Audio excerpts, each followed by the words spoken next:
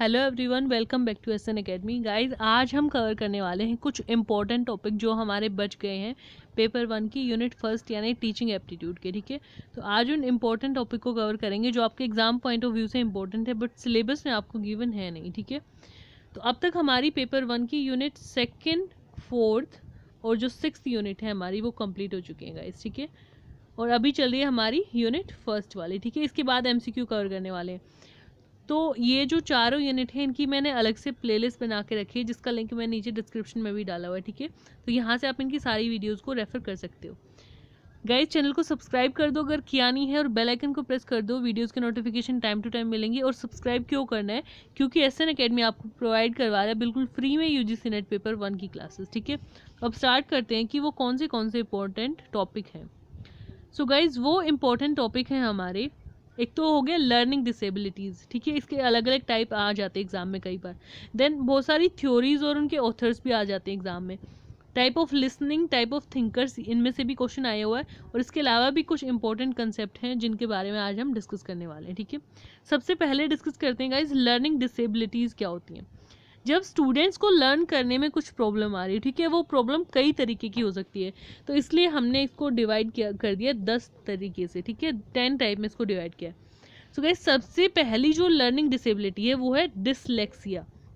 जो डिसलेक्सिया होती है उसमें क्या प्रॉब्लम आती है वो देखो, रीडिंग स्किल में प्रॉब्लम आती है। ठीक है, पढ़ने में और सीखने में प्रॉब्लम आती है, इसलिए इसको बोलते हैं डिसलेक्सिया।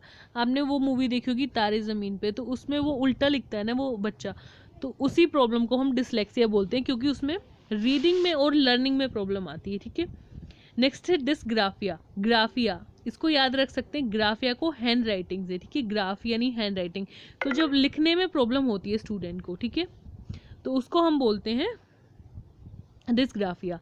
देन थर्ड हो गई डिसकैलकुलिया, जब कैलकुलेशन में प्रॉब्लम हो, difficulty to understand number and calculation. ठीक है, नंबर और कैलकुलेशन को यानी कैलकुलेट करने में जो प्रॉब्लम हो डायरेक्टली उसको बोल देंगे डिसकैलकुलिया। देन है विजुअल मोटर डेफिसिट, विजुअल यानी देखने में। ठीक है, disability to draw and copy, draw और कॉपी करने में जो प्रॉब्लम आ रही हो तो उसको बोल देंगे विजुअल मोटर डेफिसिट। ठीक है, नेक्स्ट है auditory processing order. Auditory, audit यानी साउंड, ठीक है, ऑडियो, तो ऑडिटरी प्रोसेसिंग ऑर्डर में sound travel in year and mind, जो साउंड होता है वो बच्चे के ईयर और माइंड में घूमता रहता है। ठीक है, तो उसको बोलते हैं ऑडिटरी प्रोसेसिंग डिसऑर्डर। नेक्स्ट है लैंग्वेज प्रोसेसिंग डिसऑर्डर। लैंग्वेज में जो है मीनिंग को समझने में स्टूडेंट को दिक्कत हो जाती है। ठीक है, मीनिंग समझ में नहीं आता, तो ये सारी प्रॉब्लम बच्चों के रिगार्डिंग है। ठीक है, बचपन में हो जाती है ऐसी प्रॉब्लम। तो लैंग्वेज प्रोसेसिंग डिसऑर्डर यानी मीनिंग समझने में जब प्रॉब्लम हो जाती है। Non verbal learning disabilities, non verbal यानी जब टीचर कोई एक्ट करता है, ठीक है, जब कोई जेस्चर दिखाता है टीचर, कोई पोस्चर दिखाता है, हैंड मूवमेंट होती है टीचर की, तो उनको समझने में जो है स्टूडेंट को प्रॉब्लम होती है, उसको बोलते हैं non verbal learning disability. Next है एडीएचडी। एडीएचडी की फुल फॉर्म है attention deficit hyper activity disorder. इसमें क्या होता है, difficulty in focus and attention. Basically इसमें यह भी होता है कि जो स्टूडेंट है हाइपर एक्टिव होता है, वो चाहता है कि सब लोग उसको नोटिस करें। ठीक है, तो उसको अटेंशन चाहिए होती है सबकी, तो attention deficit hyper activity disorder. तो और वो हाइपर एक्टिविटी में ज़्यादा फोकस करता है, इसलिए उसको नॉर्मली पढ़ाई पे फोकस करने में और पढ़ाई पे फोकस करने में उसको दिक्कत हो जाती है। ठीक है, डिस्प्रैक्सिया। डिस्प्रैक्सिया क्या होता है, orientation in hand and I. तो इन तीन चीज़ों के ओरिएंटेशन में, तीन चीज़ों के कोऑर्डिनेशन में उसको दिक्कत होती है। हो सकता है वो दिमाग में उसके कुछ और चल रहा हो, हाथों से वो कुछ और शो कर रहा है और उसकी आंखें इधर उधर हो। ठीक है, इसको बोलते हैं डिस्प्रैक्सिया। देन आती है डेवलपमेंट डिसऑर्डर, स्टूडेंट की डेवलपमेंट में ही कुछ प्रॉब्लम हो रही है। ठीक है, इसको प्री ट्रॉमेटिक स्ट्रेस भी बोलते हैं हम। तो ये थी हमारी लर्निंग डिसेबिलिटीज़। नेक्स्ट है थ्योरीज एंड ऑथर। तो कुछ थ्योरी और ऑथर हैं जो हमारे एग्जाम पॉइंट ऑफ व्यू से इंपॉर्टेंट है और इसमें से आए भी हुए हैं। ठीक है, तो पहला है इंटीग्रेटेड करिकुलम, दी थी श्री अरबिंदो ने। देन मल्टीपल इंटेलिजेंस गार्डनर ने। इसका एक काम करो, अब इसका स्क्रीनशॉट ले लो और इसको वॉलपेपर पे लगा के रखो। ठीक है, याद हो जाएगा 2-3 दिन में। देन है प्रोग्रेसिव एजुकेशन, दी थी जॉन डिवे ने। मोरल रीजनिंग की थ्योरी दी थी कोलबर्ग ने। मोरल रीजनिंग में 3 कंसेप्ट है, प्री कन्वेंशनल, कन्वेंशनल और पोस्ट कन्वेंशनल। ठीक है, रेसिप्रोकल टीचिंग की थ्योरी दी थी व्योत्स्की ने। देन कॉन ऑफ एक्सपीरियंस दिया था एडजर्ड डेल ने। डेल कॉन ऑफ एक्सपीरियंस भी इसको हम बोलते हैं। Socio cultural theory of development, ये भी व्योत्स्की ने दी थी। रेसिप्रोकल भी विगोत्स्की ने दी थी, ठीक है, याद रखनी है, विगोत्स्की ने 2-3 थ्योरी दे रखी है। तो जो social cultural theory of development Vygotsky ने दी थी, इसमें उसने 3 चीज़ों का मेन जिक्र किया था, 4 चीज़ों का, सॉरी। सबसे पहले तो MKO के बारे में बताया था गाइज, मोर नॉलेजेबल अदर होता है इसका मतलब। और उसने बोला था कि जो टीचर का रोल है वो स्काफोल्ड की तरह होता है, यानी टेम्परेरी सपोर्ट होता है स्टूडेंट को। देन ZPD होता है जोन ऑफ प्रोक्सिमल डेवलपमेंट, ये होता है विद स्काफोल्ड, जब टीचर स्टूडेंट को सपोर्ट दे के उसको प्रोक्सिमल डेवलपमेंट की तरफ ले जाए। और ZAD होता है जोन ऑफ एक्चुअल डेवलपमेंट, इसमें विदाउट स्काफोल्ड, यानी स्टूडेंट की डेवलपमेंट को वो खुद ही रेसिप्रोकेट करेगा, खुद ही रिफ्लेक्ट करेगा, ठीक है। देन ईगोसेंट्रिक स्पीच की जो है थ्योरी वो दी थी प्याजे ने, और इस स्पीच में उसने सोशल स्पीच के बारे में बात करी। प्राइवेट स्पीच जब कोई खुद से बात करता है, ठीक है, बोल के, कि खुद कई बार होता है ना बैठे बैठे खुद को बोलते हैं अरे यार ये क्या हो गया, तो उस तरीके से। तो प्राइवेट स्पीच यानी खुद से बात कर रहे हैं, और इनर स्पीच होती है जब हम सोच रहे होते हैं। तो ये ईगोसेंट्रिक स्पीच जो है गाइज ये प्याजे ने दी थी, ठीक है। अब बात करते हैं टाइप ऑफ लिसनिंग की, कि 4 टाइप के बेसिकली हमारे लिसनर होते हैं और 4 टाइप की लिसनिंग होती है, ठीक है। तो एक्टिव लिसनिंग है सबसे पहले। Here listener listens with a purpose, या एक्टिव लर्निंग का मतलब है लिसनर एक्टिव है बट वो लिसन विद ए पर्पज़, वो किसी पर्पज़ के लिए सुनता है। तो अगर आप ये वीडियो देख रहे हो तो यानी आपका एक पर्पज़ है इसके पीछे, आपको नेट का एग्जाम क्लियर करना है, ठीक है, ठीक है। तो आप यहाँ पे एक्टिव लर्नर हो। नेक्स्ट है एम्पैथिक लर्नर। एम्पैथिक लर्नर क्या होता है? एम्पैथी क्या होता है? बेसिकली एम्पैथी का मतलब होता है जब हम खुद को दूसरे की जगह पे रख के सोचें कि अगर मैं इसको समझा रहा हूँ ऐसे, ठीक है, फॉर एग्जांपल अगर मैं आपको समझा रही हूँ तो मैं ये भी सोच रही हूँ साथ साथ कि मैं भी एक स्टूडेंट हूँ और मैं भी इस वीडियो को देखूँ तो मुझे कितना समझ में आएगा, ठीक है। तो उस तरीके से तो एम्पैथी लिसनिंग क्या होती है? Here listener try to understand the situation and behaviour of other person, दूसरों के सिचुएशन और बिहेवियर को समझने की जब अटेम्प्ट करते हैं एक लिसनर। नेक्स्ट है गाइस इवेल्युएटिव लिसनिंग, इसको हम क्रिटिकल लिसनिंग भी बोलते हैं, ठीक है। Listeners evaluate the accuracy, meaningfulness and utility of speaker message. यहाँ पे जो लिसनर होता है वो बोलने वाले की एक्यूरेसी, उसकी मीनिंग, उसकी स्पीच का मीनिंग और उसकी स्पीच की यूटिलिटी को इवेल्युएट करता है कि कितना इंपॉर्टेंट रहेगा ये मेरे लिए, ठीक है। Then appreciative learning, appreciative listening क्या होता है? Here listening is for enjoyment, यहाँ पे एन्जॉयमेंट के लिए लिसनिंग, एन्जॉयमेंट के लिए सुनते हैं, जैसे गाने सुन रहे हैं रिलैक्स करने के लिए, फन करने के लिए, ठीक है। ये होती है अप्रिशिएटिव लिसनिंग। अब हमारे आते हैं guys type of thinkers. Type of thinkers हमारे 4 टाइप के होते हैं। सबसे पहला है रिफ्लेक्टिव थिंकर्स। रिफ्लेक्टिव में क्या आता है? They see new information with respect to subject and relate past experience with new information, कि जो भी हम नई इन्फॉर्मेशन या फिर नई नॉलेज हम गेन करते हैं उसको हम अपने प्रीवियस एक्सपीरियंस से रिलेट करते हैं, नई इन्फॉर्मेशन को, उसको बोलते हैं रिफ्लेक्टिव थिंकर, कि जो हमने पहले गेन किया उसको रिफ्लेक्ट करेंगे, उसको कोरिलेट करेंगे नई नॉलेज के साथ। देन सेकेंड है क्रिएटिव थिंकर्स। क्रिएटिव थिंकर्स कौन से होते हैं? They like to play with information, उन्हें इन्फॉर्मेशन के साथ खेलना पसंद है। कैसे? They always ask why and try to sort out the problem themselves, वो पूछते हैं कि ये क्यों हुआ, कैसे हुआ, ठीक है।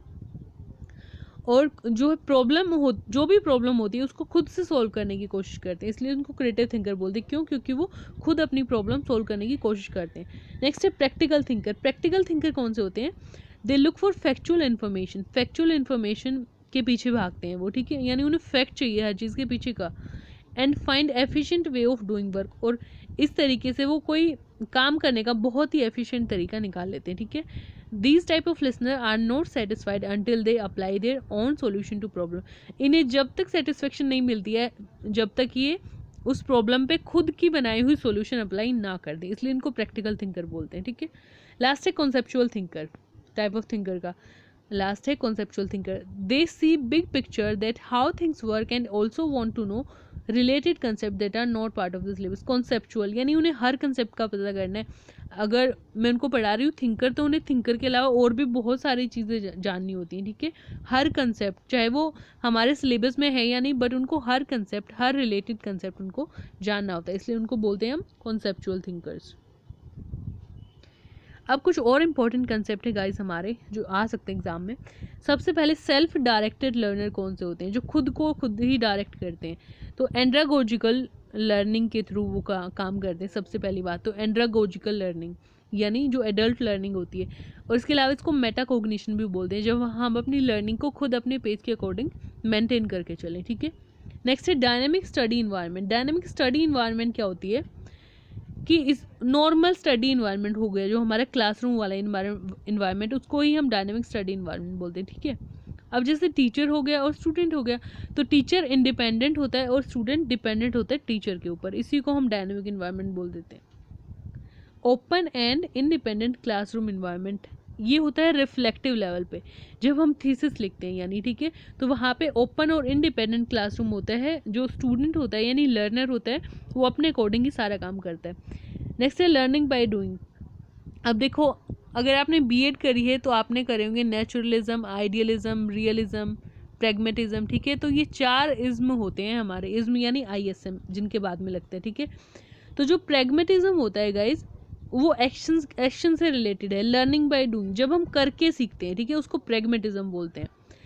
और नेचुरलिज्म क्या होता है, एजुकेशन थ्रू इन्वायरमेंट, नेचर के अकॉर्डिंग, ठीक है, जब हम इन्वायरमेंट के थ्रू एजुकेशन गेन करते हैं, नॉलेज गेन करते हैं, उसको नेचुरलिज्म बोलते हैं। नेक्स्ट है आइडियलिज्म। आइडियलिज्म क्या होता है, reality of truth, beauty and goodness, इनकी जो रियलिटी को जाना, इनको रियलाइज करना, ट्रुथ, ब्यूटी और गुडनेस को आइडियलिज्म होता है, ठीक है। रियलिटी क्या होती है, रियलिज्म यानी world is here and how, अब जो है वैसा है, ठीक है, इसी को हम रियलिज्म बोलते हैं। अब बात करते हैं कुछ फिलोसोफर के बारे में, टैगोर, गांधी, विवेकानंद और बुद्धिज्म, कि इन्होंने किस किस बात पे फोकस किया था। गाइस, टैगोर ने फोकस किया था कि जो चाइल्ड है वो बुक्स से ज़्यादा इम्पोर्टेंट है, ठीक है। क्या बोला था कि जो चाइल्ड है वो बुक्स से ज़्यादा इम्पोर्टेंट है। गांधी जी ने क्या बोला, harmonious development of a person, कि एक पर्सन की हारमोनियस यानी कि ओवरऑल डेवलपमेंट होनी चाहिए, ठीक है। इस जो है इस फिलोसॉफी पे काम किया उन्होंने। विवेकानंद जी ने फोकस किया योगा के ऊपर, ठीक है, योगा को कि स्टडी का मेथड बना के चलो, उन्होंने बोला। और बुद्धिज्म में बुद्ध जी ने क्या बोला, डॉक्ट्राइन ऑफ कर्मा, इस पे ज़्यादा फोकस किया उन्होंने, ठीक है, कर्म के सिद्धांत पे। अब ये देखो कुछ और कंसेप्ट है, इनमें से क्वेश्चन आए हो एग्जाम में। इंक्लूसिव क्लासरूम क्या होता है, इंक्लूसिव एजुकेशन क्या होती है और इंक्लूसिव टीचिंग क्या होती है, इनका अलग अलग मतलब होता है, बट ये रिलेट करते हैं आपस में। इंक्लूसिव क्लासरूम में क्या होता है, हर एक चिल्ड्रन को, चाहे वो डिसेबिलिटी वाले चिल्ड्रन है, उनको सेम क्लासरूम में पढ़ाना, वो होता है इंक्लूसिव क्लासरूम। ऐसा क्लासरूम जिसमें हर तरीके के बच्चे पढ़ रहे हो, ठीक है, चाहे वो डिसेबिलिटी वाले। नेक्स्ट है इंक्लूसिव एजुकेशन। इंक्लूसिव एजुकेशन का मतलब है कोई भी बच्चा अनएजुकेटेड नहीं रहना चाहिए, ठीक है। और इंक्लूसिव टीचिंग क्या है, इंक्लूसिव टीचिंग में हम बताते हैं, it refers to pedagogy that strive to serve the needs of all student regardless of background, identity and support their engagement with subject material. So यहाँ पे क्या होता है इंक्लूसिव टीचिंग में, कि स्टूडेंट की हर एक नीड को फुलफिल करना और उनके बैकग्राउंड को इग्नोर करना, ठीक है, या फिर किसी स्पेसिफिक आइडेंटिटी से उनको नहीं लेके चलना, यानी सभी स्टूडेंट को एक समान समझ के और उनको सपोर्ट करना उनके लर्निंग में, यानी सब्जेक्ट मटेरियल में उनको इंगेज रखना, यानी उनको लर्निंग प्रोवाइड करवाना रिगार्डलेस उनके बैकग्राउंड क्या है, उनकी आइडेंटिटी क्या है, इन सब बातों को इग्नोर करके, यानी सबको इक्वल रख के चलना और फिर इनको टीच करना, इसको बोलते हैं इंक्लूसिव टीचिंग। नेक्स्ट कंसेप्ट है guys gifted children. Gifted children कौन से होते हैं, जिनके जो हायर ऑर्डर थिंकिंग स्किल होता है ना बहुत ज़्यादा होता है, ठीक है। तो इनकी कैरेक्टरिस्टिक्स क्या होती हैं, एक तो हाई ऑर्डर मेंटल प्रोसेस इनकी होती है, ठीक है, बहुत ज़्यादा सोचते हैं और बहुत इफेक्टिव एफिशिएंट सोचते हैं। हाई सेल्फ एफिकेसी होती है इनकी, और सोल्व प्रॉब्लम इंसाइटफुली, अपने दिमाग में ही सोल्व कर देते हैं। न्यूज़ में देखते हो कि कई बार ऐसे बच्चों की न्यूज़ आती है कि कैलकुलेशन इतनी जल्दी कर दी, या पता नहीं कितनी लैंग्वेज आती हैं उसको, ठीक है। तो इस टाइप के जो चिल्ड्रन होते हैं, जो स्टूडेंट होते हैं, उनको गिफ्टेड चिल्ड्रन बोलते हैं। और एक और जो मेन कंसेप्ट है गाइस ब्लूम टेक्सोनॉमी, इसमें से भी क्वेश्चन आ सकता है। तो ये डॉक्टर ब्लूम ने दिया था 1956 में, और इसमें इन्होंने 3 डोमेन दिए थे लर्निंग के, यानी 3 मेन कंपोनेंट की, इन 3 तरीके से लर्निंग की जा सकती है। पहला है cognitive, then affective domain, then psychomotor domain. Guys जो कॉग्निटिव है वो माइंड से रिलेटेड है, ठीक है, यानी यहाँ पे नॉलेज को हम गेन करते हैं, ठीक है, नॉलेज गेन करते हैं, मेंटल एक्टिविटी होती है ये बेसिकली। देन सेकंड है अफेक्टिव डोमेन, अफेक्टिव यानी एटीट्यूड से रिलेटेड है ये, और यहाँ पे हार्ट मैकेनिज्म की बात होती है। यहाँ पे बेसिकली सब्जेक्ट में मास्टर बन जाते हैं लोग, ठीक है। तो पहले सीखेंगे, नॉलेज गेन करेंगे, सब्जेक्ट मास्टर बन जाएंगे, और लास्ट है साइकोमोटर यानी रिफ्लेक्टिव। तो टीचिंग लेवल से ही हम इनको रिलेट कर सकते हैं, मेमोरी, अंडरस्टैंडिंग और साइकोमोटर। तो यहाँ पे साइकोमोटर डोमेन का मतलब है यानी जब आपकी स्किल आप अपनी स्किल को रिफ्लेक्ट करने लग जाओ, ठीक है। जो हमारा थर्ड लेवल होता है टीचिंग का, है ना, लर्निंग का, टीचिंग का थर्ड लेवल जो होता है रिफ्लेक्शन वाला, तो साइकोमोटर में हमने जो स्किल अचीव करी है उनको हम रिफ्लेक्ट करेंगे, ठीक है। सो गाइज आज के लिए इतना ही है। अब हम MCQ अटेम्प्ट करेंगे, ठीक है। हमारे सारे टॉपिक और सब टॉपिक कवर हो चुके हैं टीचिंग एप्टीट्यूड में, तो नेक्स्ट 2 क्लासेस में हम MCQ कवर करने वाले हैं। सो गाइज सब्सक्राइब कर दो अगर किया नहीं है, बेल आइकन को प्रेस करना, वीडियोज़ के नोटिफिकेशन आपको टाइम टू टाइम मिलेंगे। लाइक कर दिया करो वीडियो को और कमेंट करके पूछ लो अगर कोई डाउट है तो, और शेयर करो चैनल को, ज़्यादा से ज़्यादा स्टूडेंट बेनिफिट ले सके फ्री क्लासेस का। अगर आपको आज के नोट्स चाहिए तो हमारे टेलीग्राम चैनल पे जा सकते हो, ठीक है। तो यहाँ SN Academy UGC नेट के नाम से हमारा चैनल है टेलीग्राम पे, यहाँ पे आपको सारी PDF मिल जाएंगी अभी तक जितना भी कवर हुआ। That's all for today guys, thanks for watching.